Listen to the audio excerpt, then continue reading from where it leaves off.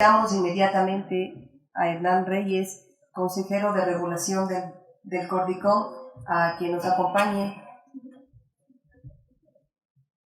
para empezar. ¿Aló?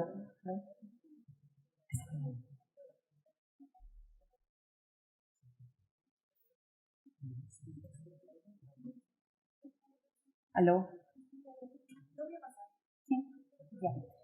Hernán Reyes es licenciado en Sociología y Ciencias Políticas de la Universidad Central del Ecuador.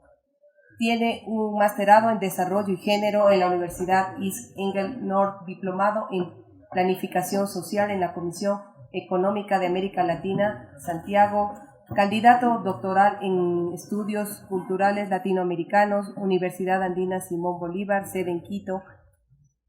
Hernán, bienvenido, muchísimas gracias por estar con nosotros en esta mañana y por favor comparte con nosotros tus impresiones de esta miniserie Ciudad Quinde. Le recordamos a todos nuestros panelistas que tienen 15 minutos y que por favor a continuación de sus exposiciones el público va a dar sus impresiones de sus exposiciones.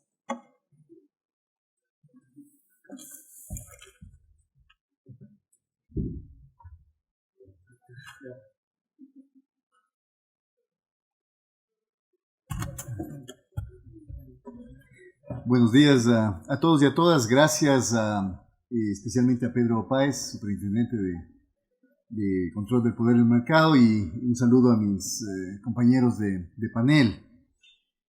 Yo voy a referirme en mis 15 minutos a tres asuntos. Uno que tiene que ver con un tema más general al análisis o a una aproximación a la serie Ciudad Quinde, que tiene que ver con el nuevo escenario, digamos, de la comunicación en el país. Creo que esto puede servir de marco para poder comprender quizá la importancia que tiene este tipo de esfuerzos de comunicación. Un segundo elemento va a ser un análisis más político y sociocultural de ya el intento, la intención que está detrás de este producto comunicacional.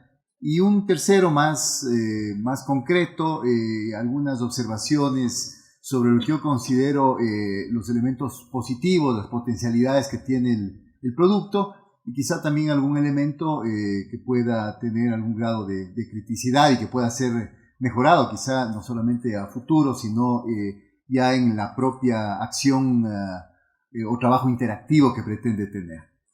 En primer lugar, la ley, el Ecuador vive, creo que, un momento diferente desde hace varios años. Yo no creo que solamente podamos hablar de un año y un tanto más desde que se aprobó la Ley Orgánica de Comunicación, sino llevamos ya varios años insertos, digamos, en un debate a ratos no muy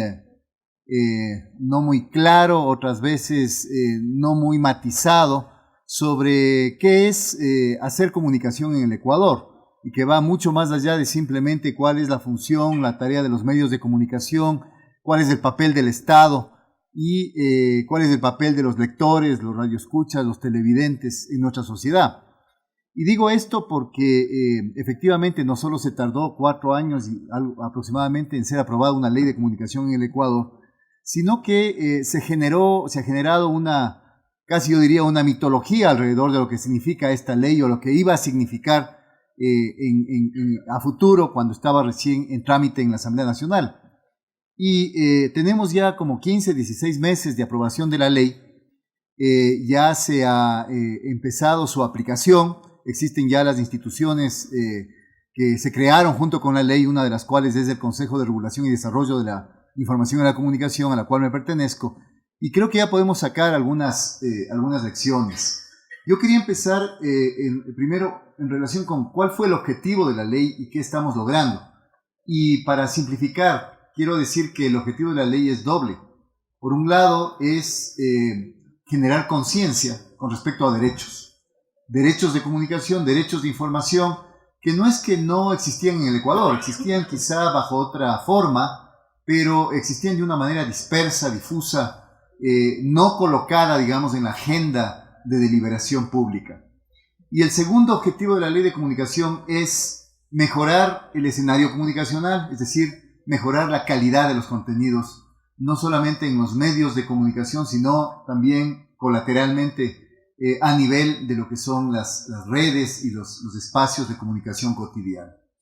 En ese sentido, creo yo, y quiero vincular con la serie Ciudad Quinde, me parece que esta temática está presente en los capítulos. Yo he hecho el esfuerzo a partir de ayer de mirar todos los capítulos y de poder intentar hacer un juicio de valor sobre cuál es el aporte, qué es lo que nos está ofreciendo.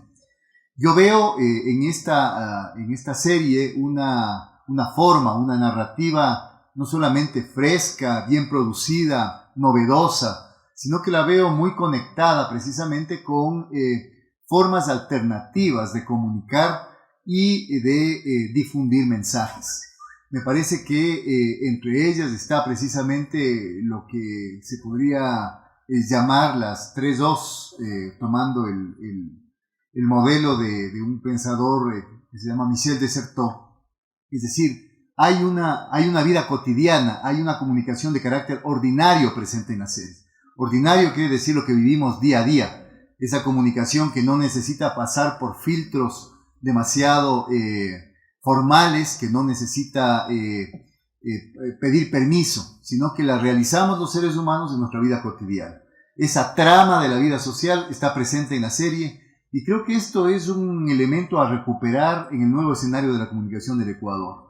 Hasta ahora la comunicación ha estado demasiado en manos de los medios de comunicación y no quiero entrar yo en este debate de si son solamente los medios privados los que han monopolizado.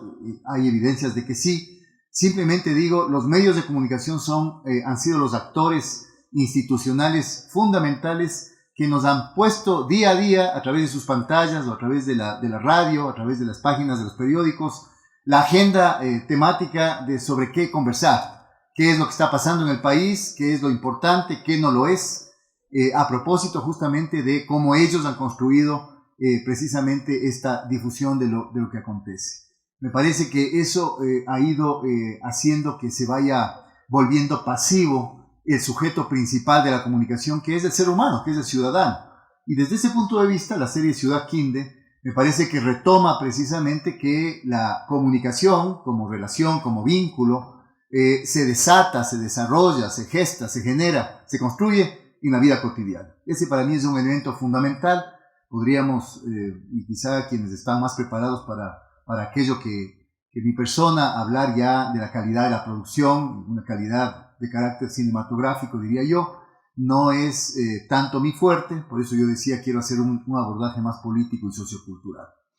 Y dentro de lo argumental, está presente fuertemente esta idea de cómo recuperar los derechos, cómo los ciudadanos, frente a una problemática determinada, no hay una, hay varias en los capítulos, son capaces de empoderarse.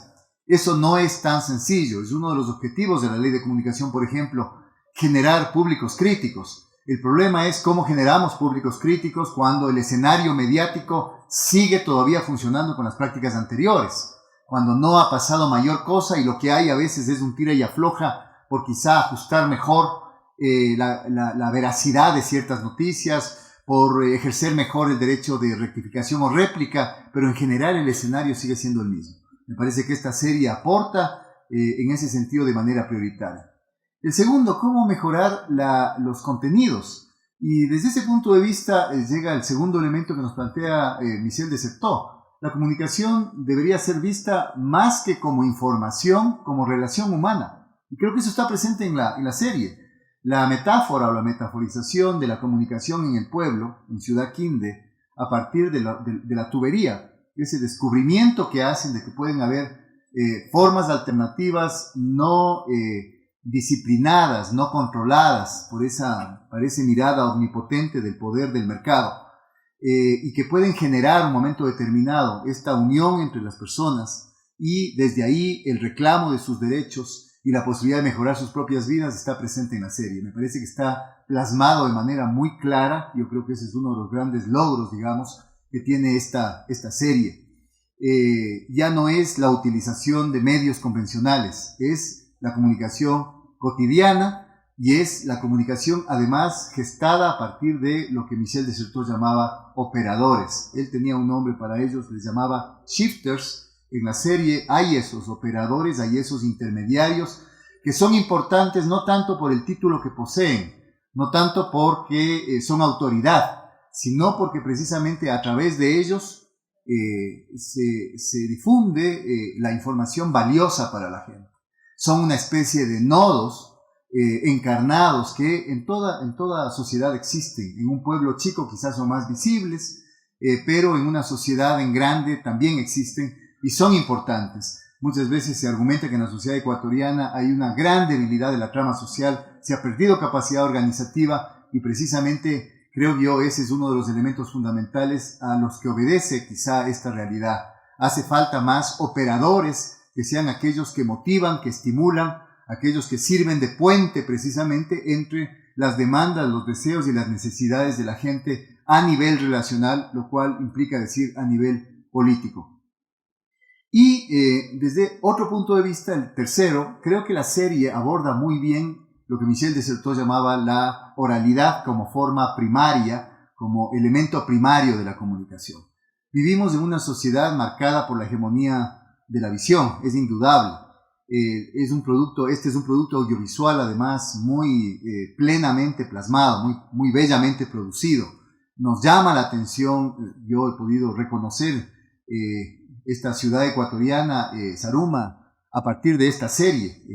Me parece a veces cómo podemos nosotros recoger, digamos, con esta intermediación de la cámara y del buen ojo del productor, podemos reconocer la realidad que está ahí pero que no la vemos. Pero más allá de eso, yo creo que la serie deja hablar a la gente y la deja hablar en su propio idioma. Recoge esa oralidad que la gente practica día a día. Todos somos practicantes de la comunicación. Y así va construyendo esta narrativa, esta historia, esta novela se podría llamar, esta novela ambientada en esta ciudad de nuestro país, y ahí inserta los problemas. Y esto es quizá, para ir ya cerrando esta intervención, la parte más importante, más potente de la serie. Cómo políticamente, es lo que mencionaba mi colega en Estados Unidos, cómo puede tener un valor didáctico, un valor pedagógico, una narrativa, un formato televisivo como esta, en el sentido de poder primero recoger y plasmar de manera adecuada problemas reales. Y no solamente problemas reales de carácter superficial, sino cómo mostrar las causas de fondo de los problemas reales. No es absolutamente nada sencillo explicar cómo funciona el sistema en que vivimos.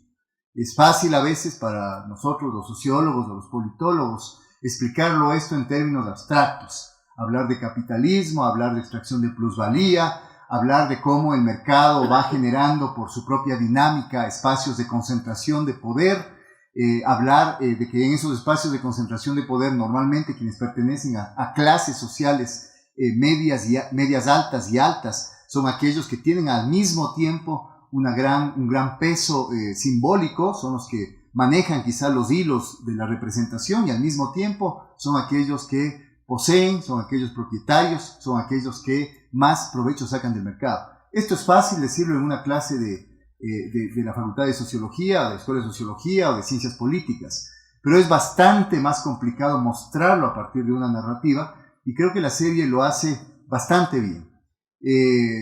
Yo tuve el desacierto cuando me pidieron que revise la serie en la página web de no haber tenido el cuidado de empezar por el capítulo 1. Y quizá esto como una observación para los productores y para la intención que se tiene de que sea interactiva. ¿Qué sucede cuando uno ingresa? ¿Qué es lo que me pasó a mí? Ingresa a la página y ve el capítulo 14, porque ese fue el capítulo que empecé viendo. Les soy absolutamente sincero, no entendí absolutamente nada, no entendí de qué se trataba, porque el capítulo 14 es un capítulo de cierre. Entonces, cuando se quiere generar interactividad, quizá valdría la pena, y esto simplemente una sugerencia, de poder orientar a quien ingresa al espacio donde está la serie por primera vez, darle la indicación de que debe empezar por el principio, valga la perogrullada de la afirmación, para poder efectivamente enancarse, digamos, en la serialidad de esta telenovela o de esta teleserie, y poder efectivamente entender cómo se va construyendo la trama narrativa. A mí me pasó al revés y después, claro, fui al capítulo 2, intentaba encontrar el 1, me enganché con el 2 porque además está tan bien producida que uno simplemente se lanza y lo ve y después dice, ya veré los demás. Y lo vi en desorden. Y esta lectura en desorden, claro, complica. La lectura en individual, desordenada, complica mucho. La lectura en desorden complica mucho. Hace falta una guía precisamente para poder mirar la serie en su conjunto. Yo no sé si hay, fue muy rápido, ayer me tocó hacer el ejercicio, no sé si hay una especie de tutorial, quizá con un pequeño resumen, el resumen que vimos acá, que creo que duraba 15 minutos, quizá algo más corto, algo más pequeño, pero que indique de qué se trata la serie que uno va a mirar por capítulos. Ese es un elemento fundamental para poder orientar una buena lectura, una lectura interpretativa de carácter fuerte. Otro tema, y yo alcancé a ver solamente uno de los foros, muy rápidamente. A mí me parece que hay una diferencia bastante grande entre la producción propiamente dicha y el foro que se pretende hacer, así como las preguntas que se plantean dentro de la serie. Yo noto ahí una caída en las preguntas. Las preguntas me parece que podrían formularse mejor, quizás podrían ser preguntas más claras, quizás sea la palabra, no sé.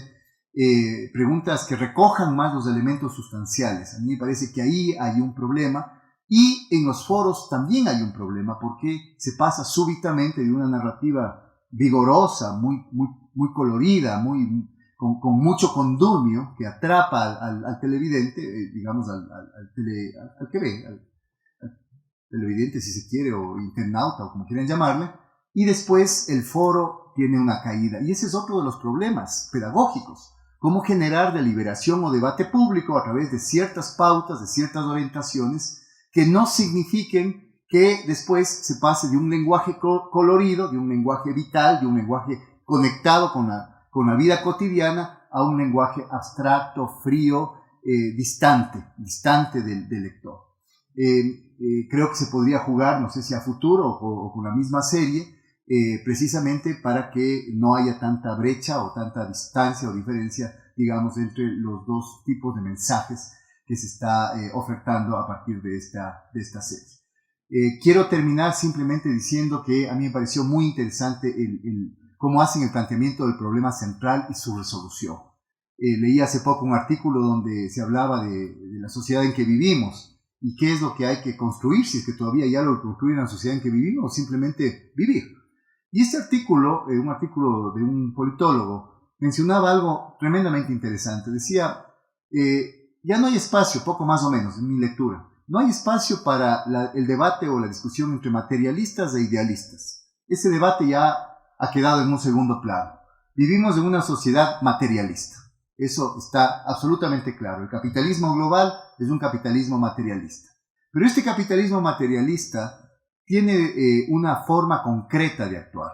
Y esta forma concreta es que es un materialismo que llamaba este autor el materialismo de la indiferencia.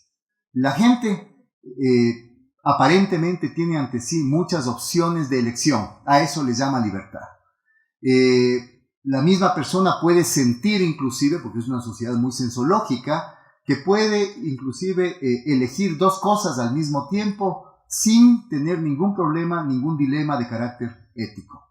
La sociedad capitalista actual oferta tanto, con tan poca orientación, digamos, ética, que la gente puede desenvolverse libremente consumiendo.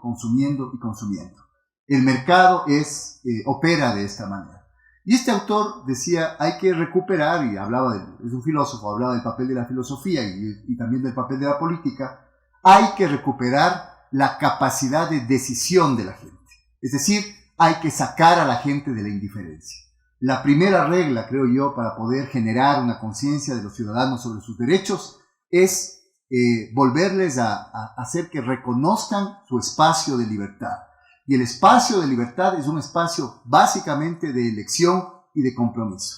No puedo tener dos cosas que son diametralmente opuestas o contradictorias entre sí y simplemente consumir sin ningún problema ambas cosas. Tengo yo que elegir, tengo que tomar una decisión. Es una vuelta quizá a esa categoría o esa definición de libertad tan potente que la hizo alguna vez Jean-Paul Sartre en sus obras. La libertad, la capacidad de elegir, de decidir, es lo que nos asemeja más al mundo divino y es lo que nos separa del mundo de la pura animalidad. La sociedad capitalista tiende a que nosotros seamos, de alguna manera, lo que ellos llaman un humanismo bestial, el humanismo de la bestia, que seamos animales, que naturalicemos nuestro consumo, que no nos demos nunca el tiempo de detenernos a pensar qué es lo que estoy consumiendo, y frente a lo que estoy consumiendo como ser humano, que consumo muchas cosas, básicamente bastantes menos de nuestra sociedad vinculada con nuestras necesidades y bastante más vinculadas con nuestros imaginarios o nuestros deseos, muchas veces estimulados e inflados desde afuera, que podamos efectivamente recuperar esa condición de humanidad. Y que el materialismo democrático, porque a veces la democracia engaña, el nombre suena bonito, pero la democracia, como a veces ustedes lo pueden ver en las discusiones, se limita a decirnos, nosotros tenemos la libertad de escoger lo que queramos en la televisión. Quiero que me permitan a mí seguir escogiendo lo que queramos. Yo siempre respondo frente a esos argumentos, ¿realmente saben lo que tiene la televisión? ¿Realmente saben lo que están consumiendo? Yo creo que no. La gran mayoría de nosotros no sabemos lo que tenemos en los medios, no sabemos lo que estamos consumiendo porque no nos han dado alternativas y porque hay un discurso bastante uniforme, bastante plano, bastante chato.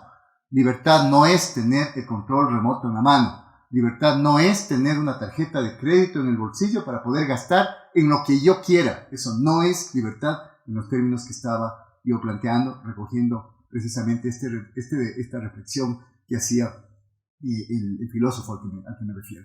Desde ese punto de vista, entonces, yo no me queda más, termino la intervención, que felicitar por este esfuerzo tan enorme de llevarnos a un escenario comunicacional alternativo, de repolitizarnos como personas, de volver a plantear temas que son fundamentales de nuestra sociedad para poder empoderarnos como reales sujetos de derecho. Muchas gracias. Muchísimas gracias a Hernán Reyes, él es consejero del Cordicom. Le recordamos que si